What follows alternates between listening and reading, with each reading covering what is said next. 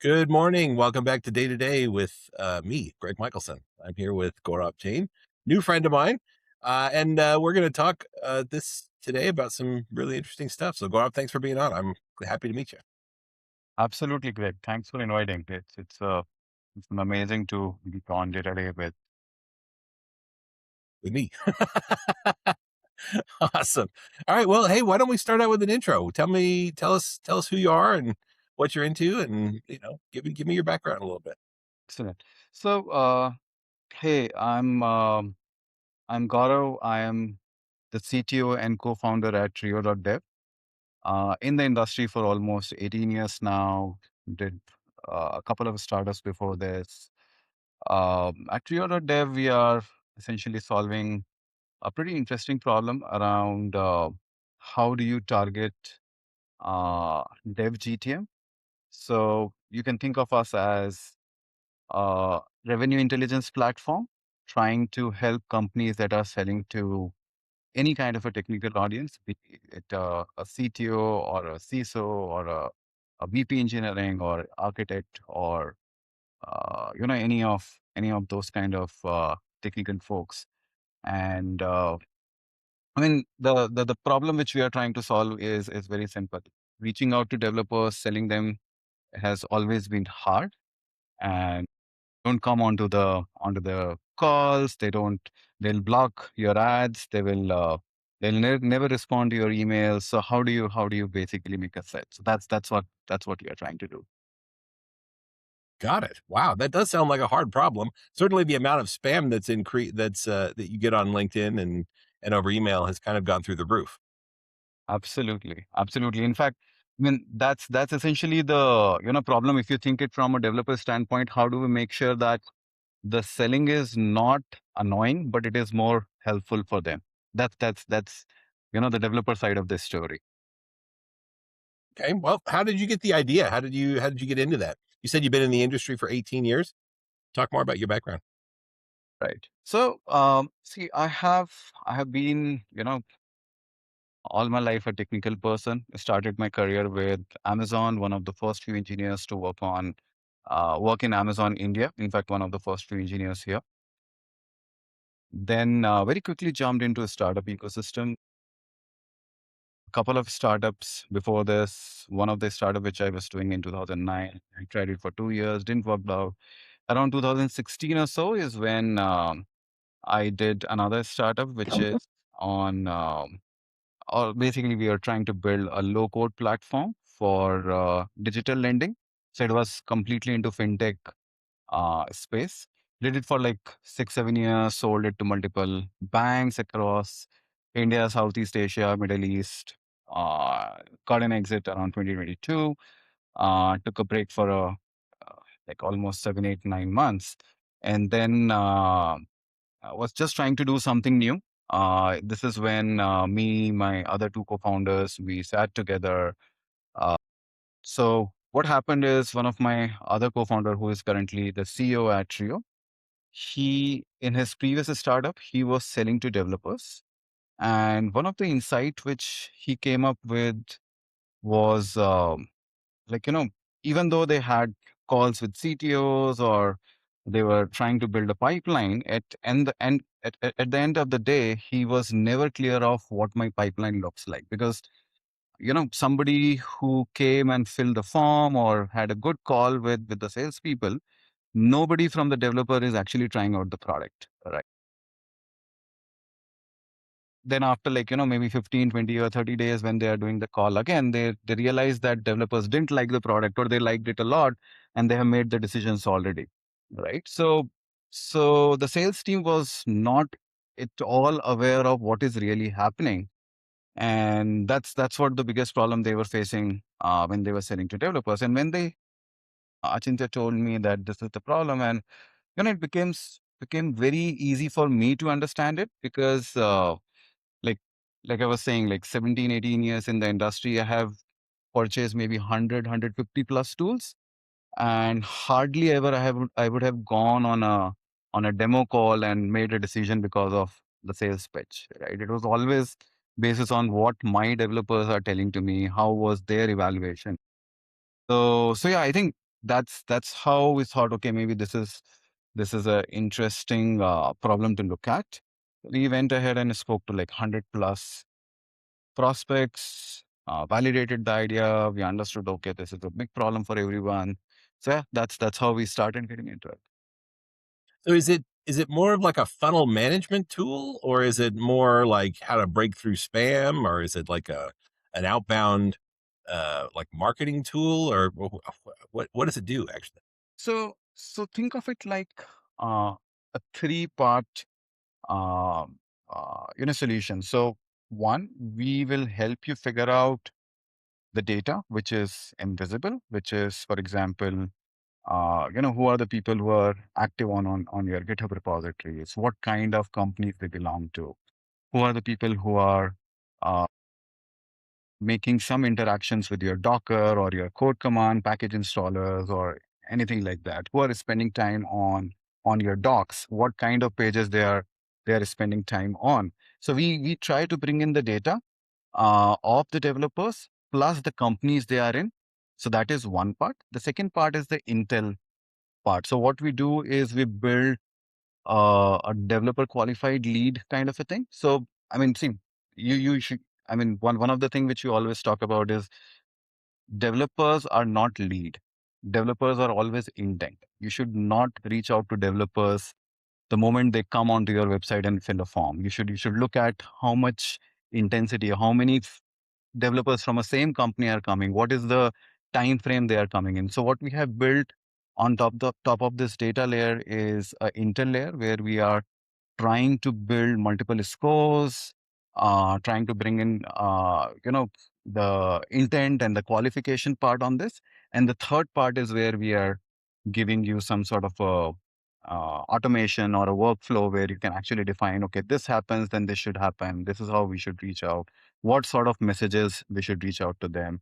When should we reach out to them? So yeah, so this is the solution. Got it. Where does the data come from? So we are um, collecting data from like more than 35 sources right now, starting from GitHub, Slack, Stack Overflow, Reddit, all those communities, open data. We have beacons which can be installed on your documentation to get the first party data on your product, to get the first party data. And then we also try to get data from package managers, be it your Docker, be it NPM, pip, all those sort of package managers. In fact, what we have also started doing now, specifically in this whole new world where developers are delegating their discoveries and evaluation to agents, we are also getting data from MCPs, and there we are actually getting the intent in much, I would say, much friendly manner where people are writing that, okay, this is what we want to do. We are getting that. And so we are getting all the data from these places and then combining to give you. Right. Okay. Well, that's interesting. So you mentioned that you shouldn't just reach out to developers the first time they fill out a form on your website. Talk to me about uh, the logic that you guys have figured out around when to reach out to the folks that are signing up for a new product. Say, so I sign up for a ton of products, and I always get instant emails. Right, right. So see, I mean, there's obviously not one formula which fits for all, but I think there are multiple things which comes into the place. Whether one is how many developers are coming and signing up on your product, right? I mean, for example, somebody from, let's say, Netflix has just come and signed up on your product. It could be just an hobby project for that person. I mean, if you're just reaching out to that person, does not mean. In fact, most of the time they'll get pissed off. Uh, why are you reaching out to me? I'm not asking for any help. But let's say if 6, 7, or 8 developers and signed up in like 2 weeks, or they are spending a lot of time on uh, docs, right? Or specifically your docs, which are talking about enterprise production deployment or security related stuff and things like that. Plus if they have a lot of telemetry signals which are coming in, so the moment you start triangulating all of these, is when you see there's a good intent which is getting developed over there, and that probably is the time when you should reach out. You should not do it like the moment somebody just signed up. So that's what we keep on trying it.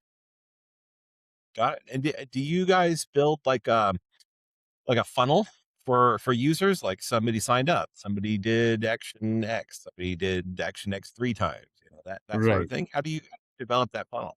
Yeah. It's going to be So different for every product. yes. So the funnel is very different from a typical MQL SQL sort of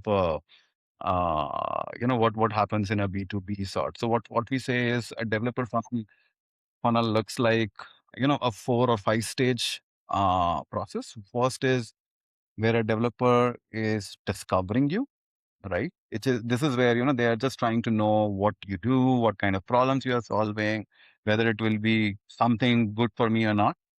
Uh, s- the moment they start doing that evaluation, which is they are trying to figure out all the red flags, whether this works with my stack, does it work on the environment which I'm working on, do they have APIs, or whatever the integration mechanism which I am comfortable with.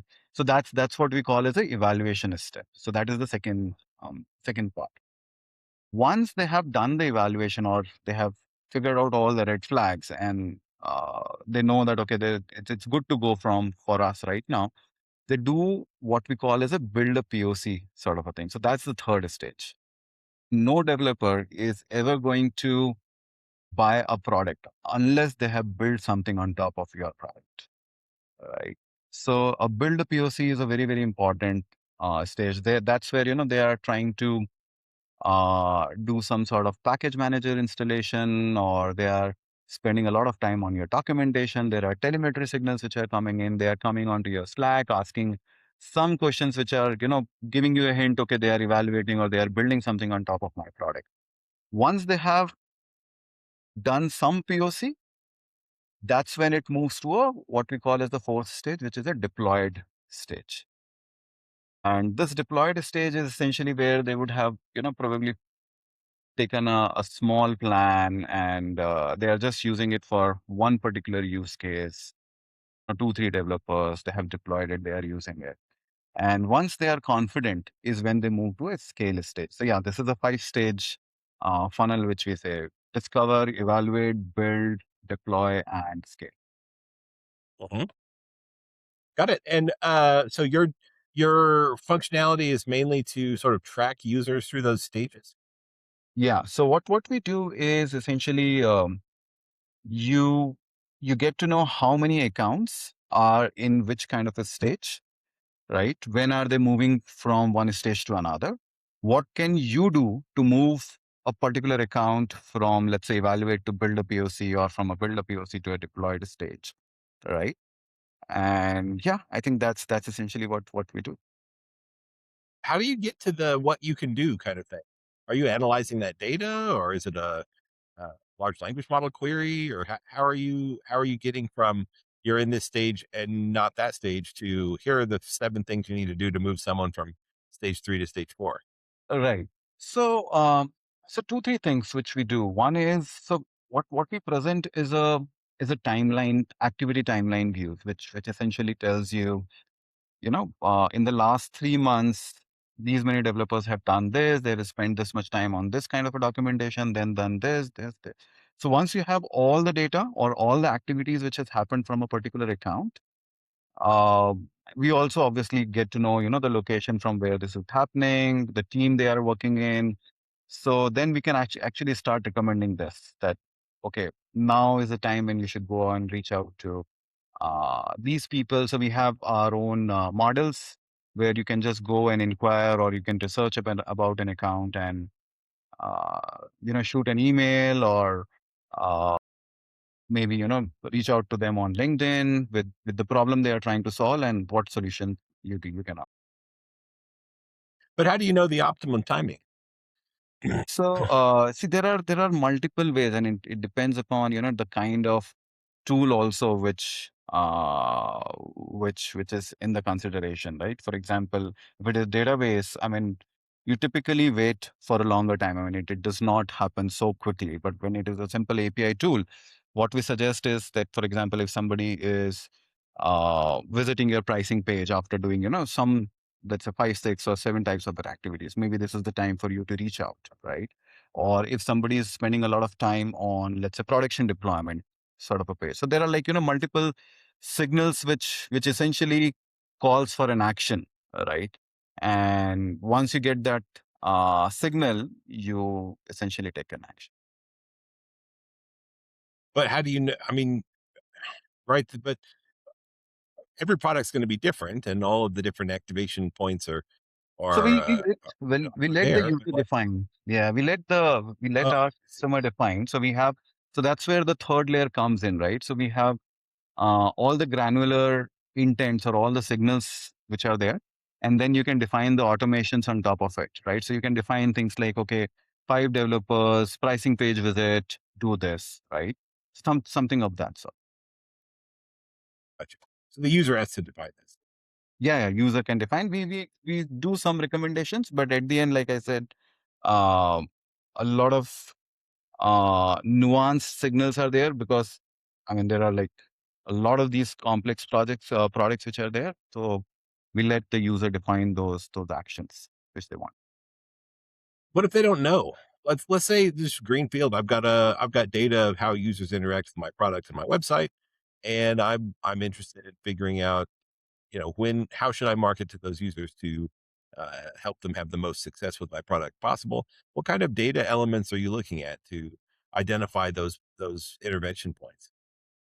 Right. So, um, see, I mean, if you think about it, there are like 100 plus signals, right? And what we have done is for each of these signals, we have provided some sort of a weightage.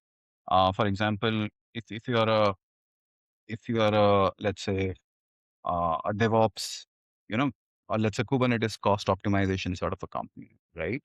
So what we have done is we have divided these products in these categories, which could be either infra company or an API company or a AI LLM sort of a company, right?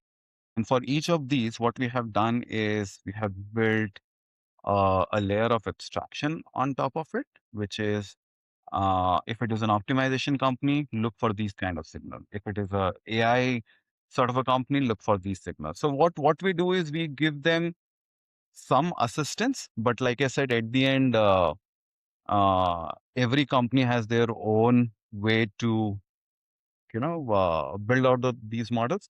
What we also provide is out of the other than the product, we also give um, support from our forward deployment engineers who can actually come help them configure these automation workflows and build out good pipelines and all that. But yeah, at the end, I mean, it's more of a consultative to figure out what works and what doesn't. Got it.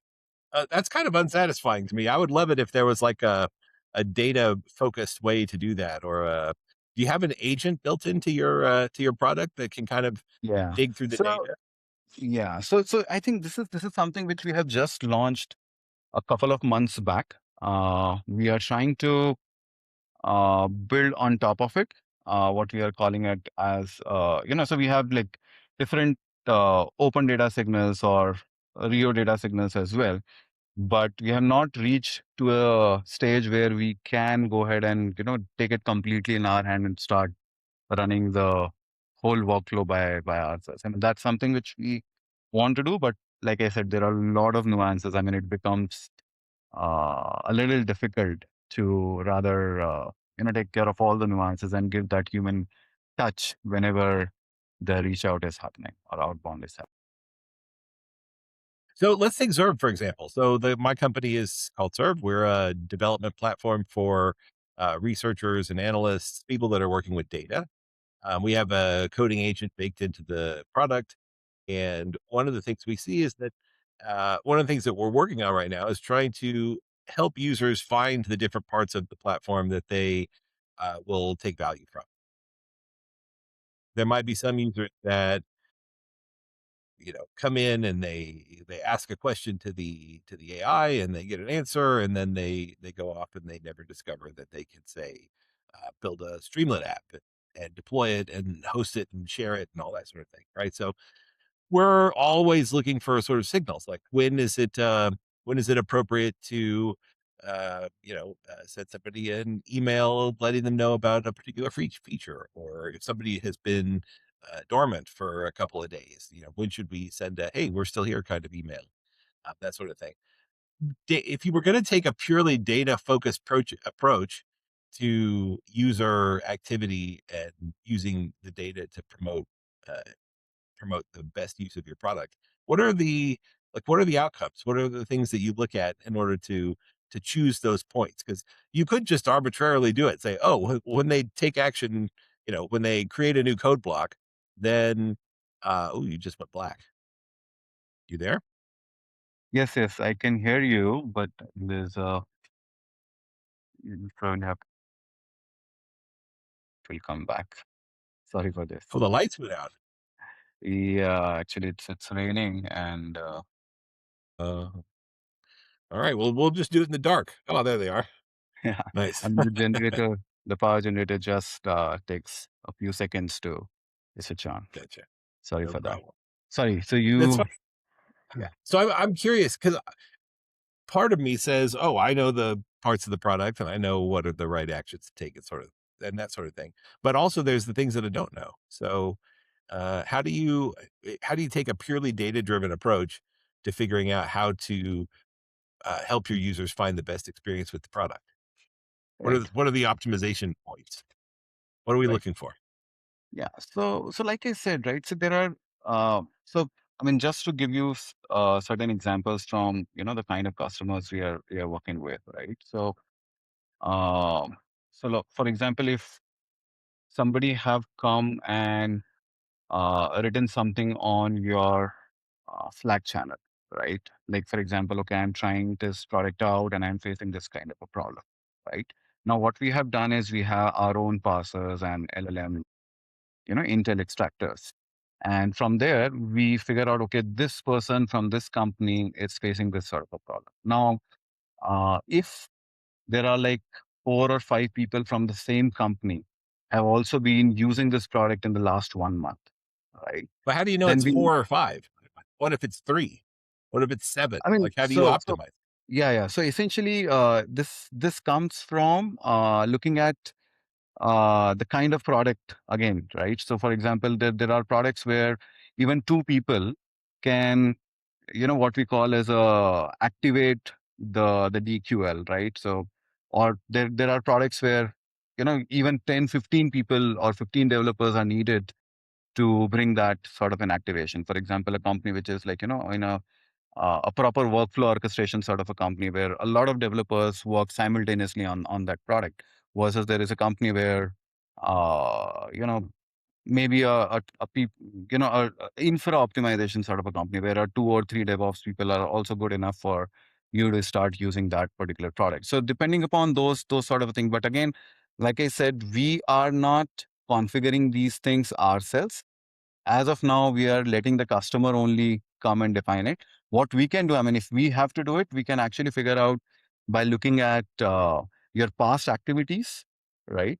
From the prospects which have become your customers, what was that activation number from developer standpoint? What kind of activities they have done? How much time they are spending on your documentation, and then start inferring from there to uh, the current prospect and how far are they from becoming your customer. So that could be one of the data approach which we can take, but we have not done that yet. So you wanna look at, like, say, the money that they're spending, if they're if, and then model that based on the different features that you have in your data, and then figure out Right. optimize So that I mean, spend. see, Say that yeah. So again. we know the activities which are happening from their customers, right? How many developers are active from their customer? What is that threshold, right? For a company of, let's say, this size to become their customer. So if we know that, we can actually start predicting that for the future prospects also. Got it. Okay, well, that's certainly interesting. In the future, how are you going to? Do you have plans for how you're going to sort of yeah, optimize the approach and make it to where the users don't have to do that sort of configuration? Because I imagine it changes over time as well, Yeah, I mean, and you it have to update. does. Yeah, it does. I mean, as the company grows, as the product grows, the kind of customers they are targeting at, they're also, things keep on changing. But I think the bigger problem which we are seeing, Greg, right now, specifically in this world, is with how agents are coming in, right? Okay, And a lot of time, what is happening now is, in fact, some of the interesting patterns which we have seen in the last 6 months is uh, the visits to documentations by developers have reduced, or I would not say reduced significantly, but for a very high growth startup, it has started flattening up. And for the companies which were what is it? What has started flattening out? uh, the number of developers coming onto documentations, Oh, I right? see. Right. Interesting. And for companies which are like, pretty big, there what we have started seeing is it has actually started going down by 10, 15%, or even in some cases 20%, which So is which people is aren't very. reading documentation as much. That's what you're saying. Yes, yes. Is that And because of agents? yeah, so what has started happening, and I'm pretty sure you would have seen like some couple of months back, there was this whole incident about Tailwind, right? Where the developers were not coming to their website or not coming to their documentation, and they never got to know the entire, the paid plan, or the whole pipeline of conversion was not happening because everybody was consuming the content through the AI or even inside the IDEs. So I think the biggest problem which needs to be solved today is to understand, or first to acknowledge that uh, all of your assets as a dev tool company has to be machine readable, and need to start working on agent experience, because I mean, believe it or not, but developers are now delegating everything to agents, right? So that's one thing. And the second order problem for that now, I mean, from that now is, given agents are discovering, agents are evaluating, how do you get the intent which you were getting before? I mean, like I said, developer intent was anyways very difficult earlier, though we were able to solve it by, getting data from a few places here and there and build it up. But with agents coming in, it is becoming much harder. So I think as we being in this industry, the one thing which we are trying to do is, how do we bring agent intent to help you understand what they are trying to do, why they are trying to do. And that's where I think one of the biggest focus which we are working on right now is, one, Wait, building. wait. Why is that hard? It seems like it's the easiest thing in the world. Like it makes it way easier if you can just see what they're asking for, doesn't it? Yeah, but capturing that is hard, right? I mean, how Why? do you get to know that who I is mean, the the person behind this companies agent? control the agents. Don't the Sorry? companies control the agents? Yeah, they do, but a lot of times, for example, uh, so for example, if you think about documentations, right? What Okay. was Yeah. happening right now? Obviously, the identity was not available even in case of web, or documentation on web, right? But now that they are accessing the documentation through a Claude or a Chat GPT or inside Cursor, uh, it's not possible for you to get, or I mean, it is possible, but you are getting only a few intent or few questions which the developer is asking, because that's where the LLM layer is coming in between. I So see. So you've got users that are talking to ChatGPT or Claude directly instead of through an agent built into your own platform. I see. so Okay, I got so you. That would how be harder. how do you start getting those sort of intent is something which we are trying to solve for. And second is, also, if you have your product MCP and people are calling it inside Claude, that's where that's also something which we are trying to solve for. So these are the two things which we are solving for. The other thing which we are now focusing on is trying to bring a lot of nuanced signals. For example, if somebody comes today and asks for, give me the list of companies who are migrating from, let's say, Postgres to ClickHouse, right? Or companies who have, hired like, let's say, these many DevOps in the last 6 months, right? Also, so a lot of these nuanced sort of parameters where it becomes very difficult for a normal, LinkedIn based MCP to essentially answer to that. So what we have done is we have built a lot of knowledge on top of these databases and started giving that as an MCP. So I think these are some of the things which we are focusing on right now to, yeah, I think help our customers to get those data points. Can you see when the large language models query the documentation for your customers? So see, the good thing is we don't need to get 100% of it, right? What we need to do is if we can get, let's say, 20, 30, 40% of all the signals which are coming to us, and if we can process it, figure out which companies these signals are coming from, and present it to our customer. I think that's what we are targeting at right now. So yeah, we are able to do a decent amount right now, and yes, I mean that's something which we are working on to continuously improve on. But like you can see in the web traffic, yeah, can you differentiate a regular visitor from a ChatGPT? So in web traffic, yes, we can, because I mean the moment you get the IP, you can obviously do it. But I think in case of, let's say, for example, a customer or if a developer is trying to use your product in their cursor or in their ID, and if you have an MCP about your documentation, and if the developer has added that MCP in their ID, is when we can start actually getting those signals. So yeah, I mean there are a lot of ifs right now, but yeah, the idea is that this ecosystem will keep on evolving, and that's when these things will become a little better. Do you think so? I recently tried a project where I was trying to automate my grocery shopping, and I had a large language model that was going to figure out a meal plan for the week, and then they were going to come up with recipes for each of the items of that meal plan, and they would know it knew what I had in my pantry and my fridge, and then it would make a shopping list. And I sort of hit a wall there because the grocery stores, the brands, the websites, they block like bot traffic. True. And I think that we're going to start seeing these online places have to differentiate between bad bots and good bots.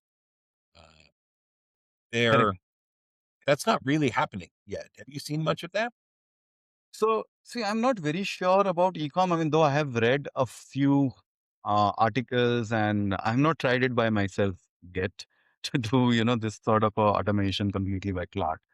But in DevTool world, it is happening for sure. In fact, uh, what we see is most of the DevTool companies today have exposed their documentation as an MCP. I mean,